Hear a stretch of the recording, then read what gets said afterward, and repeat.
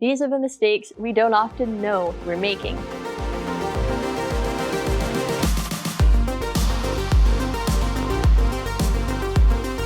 Welcome to Critical Thinking Scan, where we look at how you can think about any faith-challenging message and arrive at a biblical, logical conclusion yourself.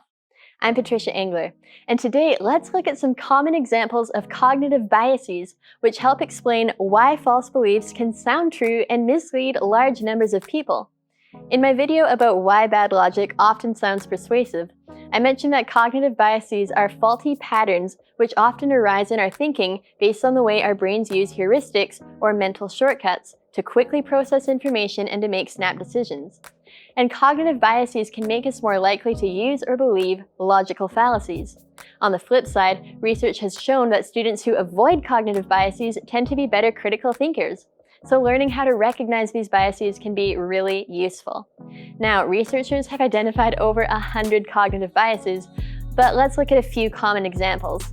One we've seen earlier is the bandwagon effect, describing our tendency to do or believe what other people do. It's based on the follow the majority heuristic and can lead people to the ad populum or appeal to the people fallacy, which argues that a message is true because most people think so. As another example of a cognitive bias, have you noticed it's easier to remember the content of a message you heard some time ago than the source you heard it from? That's called the sleeper effect. And it becomes a problem if we originally discount a message from an unreliable source, but over time forget the source and its unreliability and begin believing the message. Another cognitive bias is the continued influence effect, which describes people's tendency to keep basing their thinking on false information even after they've learned it's false. For instance, I remember once telling kids as a Christian creationist camp counselor that dinosaurs lived before mammals, even though that's an evolutionary idea I knew was unbiblical. Thankfully, someone corrected me on it, but it showed how the evolutionary story I'd heard so often had a continued influence on my thinking, even though I knew it wasn't true. A similar cognitive bias is the Semiwise reflex, which is humans' tendency to reject new information if it contradicts an established belief, like the idea that life evolved from one ancestor.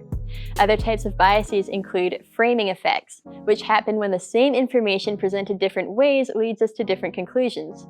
For instance, let's say that a medical test is 90% accurate. That sounds a lot better than saying it gives a wrong reading for every 10th patient, when really both statistics are the same. Another super important cognitive bias is the illusionary truth effect, where a message sounds true because it's repeated often. Repeated messages are easier to process, making the brain mistake familiarity for truth. Studies have actually found that people not only rate repeated messages as more likely to be true, but repetition also increases people's likelihood to call a false statement true, even if originally they knew it was false. Again, you can see how when students hear over and over that life forms evolved from a common ancestor, it can be really hard not to start believing that, even if those students originally knew that evolution is false. And as it turns out, even scientists, being human, are subject to cognitive biases. One example is the observer expectancy effect, when a scientist inadvertently manipulates or misinterprets their research to confirm a result they expected to find.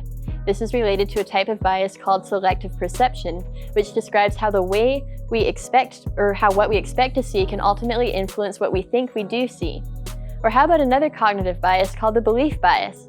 This describes how we tend to rate the strength of an argument based on how believable its conclusion sounds rather than on how logical the argument is. For example, the argument, all cats are animals, some animals are mammals, therefore all cats are mammals, might sound right because its conclusion is reasonable, even though this argument, when you think about it, isn't logical. But research shows that people fall for the belief bias less often when they have time to think critically about the argument rather than making snap decisions about whether its conclusion makes sense. Again, this shows the power of a little extra critical thinking. For more on how to think critically about any faith-challenging message, you can access my other CT scan videos packed with tactics, tips, and tools that helped me as a Christian student at secular university. Thank you for watching.